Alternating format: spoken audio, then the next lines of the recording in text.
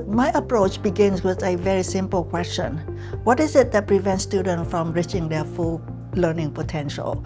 And how I can redesign the course to remove those barriers without compromising the academic rigor that we all expect.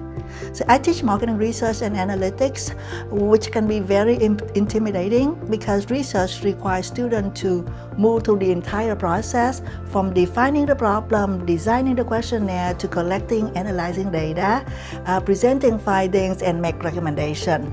Now, these challenges are even greater in an accelerated online environment. But through student questions and comments, I discovered that students would not consistently engage with instructional content, which kind of very worrisome to me because on average, each chapter only receives about 1/3 of a view per student. What it means is 2/3 of students do not view any lecture materials for the entire semester. I learned that I did not simply need to provide more or even appealing content, but I need a way to encourage them to interact with the content. And so that's led to the development of the chapter guided notes. Students complete the notes while watching the instructional videos. The assignment requires them to fill in the blank, reflect on the concept, and apply the concept in the research problems. Now, the note transform their listening to of the lecture videos from a passive activity into an active learning process. I also redesigned the lectures as short 5 to 15 minutes max video, visually appealing, that begin with very familiar everyday example, and then help them connecting the new concept to their own experiences, which make the material more meaningful and easy to understand. Additionally, each assignment includes an estimated completion time and the required skill to complete the assignment. I'm actually particularly very happy about this new design that I came up with because it gives the student the expected time that required and the skill that expected from that assignment in order for them to be prepared even before they engage in the materials. So I thought that this small amount of transparency can actually help students manage their time and approach the work with the right mindset.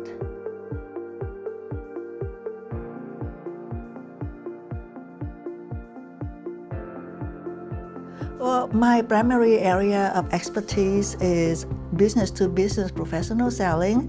I have many years of experience in the industry in terms of that experience. In B2B selling, I'm going to call it B2B selling, success depends not only on what you sell, but also on how you communicate its value to the customer. You must understand where the customer comes from, what matters to them, what challenges them, and how they likely to receive the message. And they are not the same, by the way. So I apply the same principle to teaching. I do not begin only with what I want to say or what content I need to cover or even how I want to say it, but rather how do I need to communicate the information in a way that the student can receive, understand, and use. So for that reason, I often begin with examples from experiences that students already encounter in everyday life. They may complete a customer survey, read an online reviews, respond to a social media post, or compare products, and how companies use all of that information to offer a new product to the customers. Now, I'm teaching marketing research, so all of those would be relevant to the course and relevant to their daily experience. So these experiences help students see that they are already interacting with marketing research concept, even if they do not yet know the formal terminology, the purpose of each activities, or even the process of the research. Now, from that, I would connect their familiar experiences to the technical concept, to the application, to how it's applied to the research process. I want the student to understand how knowledge affects them, why it matters, and how they can use it to solve problems and make better decisions, and sometimes not only in the professional setting, but also in how they think and rewire the way they evaluate the world. Ultimately, my experience in B2B professional selling has taught me that communication should be audience-centered. Therefore, effective teaching requires me to understand where students are coming from, anticipate how they will receive the materials, and create a path that would help them connect new knowledge to their own experience and future professional roles.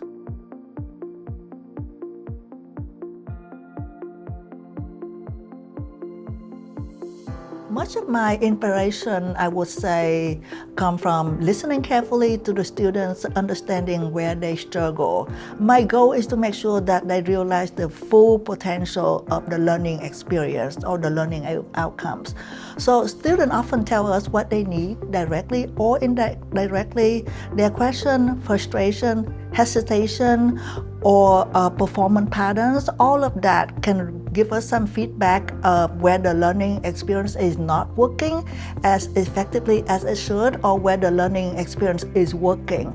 So anyway, the evidence may come from learning analytics that I look at a lot, assignment performance, student question, course evaluation, and moments where students make the same mistakes over and over again.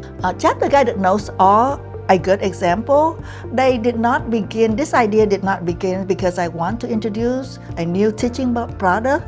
They began because through the learning analytics, it showed me a specific learning problem that students were not engaging consistently with the lectures. So I developed an intervention that would address that problem directly. I also find inspiration in professional development, including CETO training, conversation with colleagues, developments in educational technology, and research on how students learn. I actually read a lot of that as well. However, I do not believe that technology is innovative simply because it is new. A tool becomes only valuable when it solves a clearly identified learning problem. So I don't just randomly apply whatever I want to apply, because I just like it. It's really not the case. Other inspiration I find is from the outside world. I examine changes in the labor market, emerging professional practice, societal challenges, and the growing of the artificial intelligence, which we call AI, which is sometimes helpful, sometimes very concerning. But anyway, those developments encourage me to continue reconsider what students need to learn and how they can demonstrate genuine understanding in a changing environment. Because ultimately, why do they go to school? Because they want to build their life, want to build a successful professional career. From there, they can build their life. And I want them to have a successful life, whether that is professional or personal.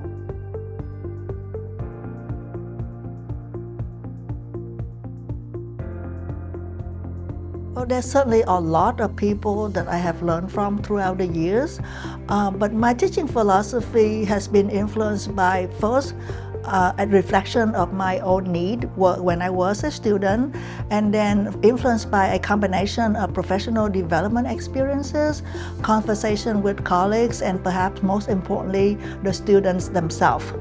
For example, CETO, the UNT offer, and Assurance of Learning, which is AACSB type courses, accreditation courses, have helped me become more intentional about how I communicate and align course content, assignment, assessment, and even submission guidelines. I have also learned from college throughout the year who are willing to discuss what worked in their courses, what did not work, and how they responded.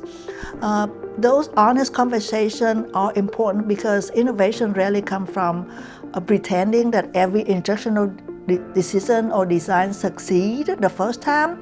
It comes from being willing to examine the evidence, revise the design, and then try again. It does take a little bit of courage though. My students have also been some of my most influential teachers. Their questions help me identify explanations that are unclear. Their performance patterns reveal where additional scaffolding is needed. And their feedback reminds me that course organization and communication are not separate from teaching. They actually are part of teaching.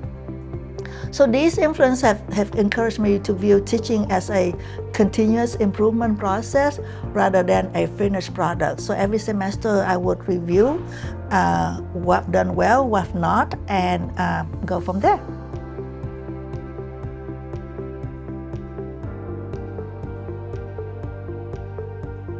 Well, definitely what continues to inspire me is watching students grow throughout the semester. Absolutely. Now, many students enter research and analytic course, the one that I'm teaching, already believing that they are not number people and that research is useless and sometimes too complicated. They may have anxiety about statistics, software, or even research terminology, and that anxiety can become part of their identity even before the course begins.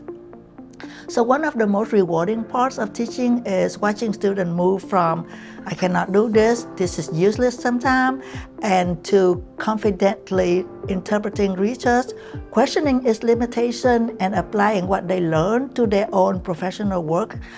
So some even discover a passion for research and decide to pursue it as a career. And I'm very happy and excited when I have the discussion thread and ask them to provide comments or questions about whatever that they learn from the course. And sometimes they respond in the comment thread that, well, I'm learning this today and I was applying to my work and it showed wonderful results, or it's helped me view my work in a different way, or analyze it in a different way and present it to my boss in a different way. So those are things that excite me and inspire me because that helped me move forward. I also am inspired by the fact that teaching never becomes completely online because students change, professional expectations change, technology change, and the question that society asks of business education also change. Now, each change provides another opportunity to improve the learning outcomes and experience. I think what's most important for a professor is to make sure that what you're teaching, what you're providing to the students are really beneficial to them, not only now getting a credit hours, but also to their professional career when they graduate, and being independent and being a contributor of society.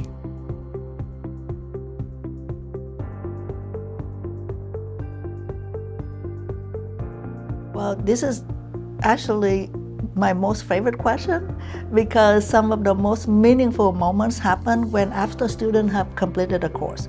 Not during the course, and obviously not after the final either. But for years after the course, some students would reach out and tell me that the way I conducted the course stayed with them. They remember being pushed to their limits, being expected to maintain a high standard of quality, and being required to think carefully rather than simply completing the work, like paying back the teacher in terms of completing the assignment.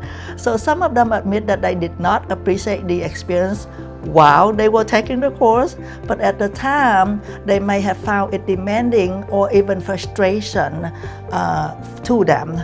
But later, once they enter the professional world, they began to understand why those expectations matter to them, and so they would by themselves automatically reach out to me and say how they remembered how they hated the course back then, but how now they feel the course was very, very valuable to them. So that they tell me that the course changed not only what they knew, but also how they approached their work.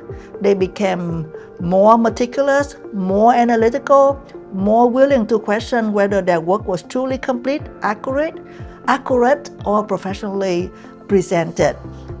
They began to view assignments and professional responsibility differently, not as tasks to finish as quickly as possible, take as many shortcuts as possible, but as an opportunity to produce work that they could stand behind and be proud of.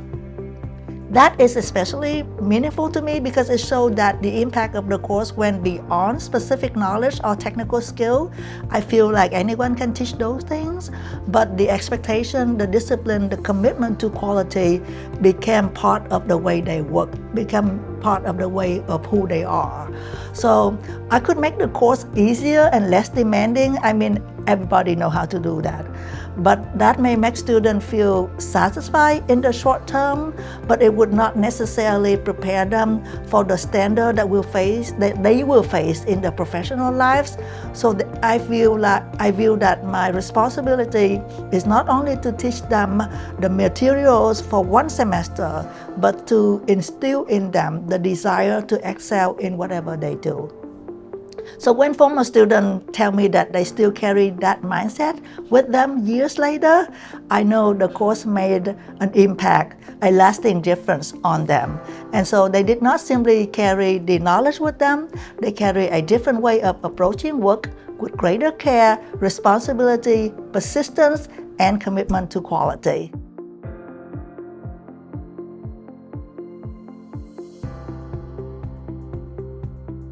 I would say that what excites me most is the opportunity to create learning experiences that are increasingly personalized, applied, dynamic, and responsive to student needs. At the same time, I'm concerned about the future of teaching in higher education. In an AI-enabled environment, critical thinking can begin to feel too costly in terms of time, effort, and mental energy when students can obtain an immediate answer from a tool. The danger is not simply that students may use AI. I actually encourage students to use AI because it's a tool and it can be used to enhance their learning, but not to cripple their learning. That's what I always tell them. But anyway, the concern with using AI or the new technology is that they may begin to avoid the difficult process of thinking through ambiguity, evaluating evidence, making judgment, or learning from mistakes. As we all know, human thinking can account for multiple perspectives, context, nuances, and consequences, while AI may produce an answer without fully recognizing that complexity. And too many of our students believe that AI is perfect and the answer there is perfect, which is not true at all.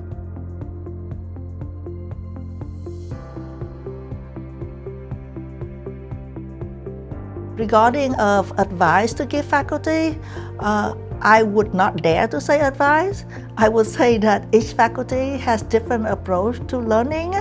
I can't really say which one is better. For me, I would begin with the learning problem rather than with the newest technology. Identify one place where students consistently disengage, maybe struggle or misunderstand. Then examine the available evidence, introduce a focused intervention, and then determine whether it make a difference in their learning. Additionally, innovation does not always require rebuilding the entire course because that can be very daunting and challenging, but it can begin with very simple tasks. For example, redesigning one assignment, dividing a long lecture into shorter conceptual segments, adding an example from student everyday lives, or clarifying the purpose of a task, or created a guided activities that help students engage more intentionally with the material. So in terms of approach to redesigning, personally though, I would give myself the permission to experiment. Why? Because I recognize that not every faculty may feel that they can afford that experiment Why? Because the new ideas do not always work immediately, and that is part of the process. If you want to try something new, it has to be an experiment, and the inherent of trial and error and succeed later on is just there. So teaching unfamiliar approaches may lead to lower spot evaluation, which can affect teaching and promotion reviews. And innovation carry real professional risk, but meaningful improvement will take time to develop, evaluate, and refine. Now, ultimately, innovative teaching is not about making a course easier or simply adopting a new technology. It is about designing a more intentional path that helps students think for themselves and accomplish things that they may not initially believe that they can accomplish.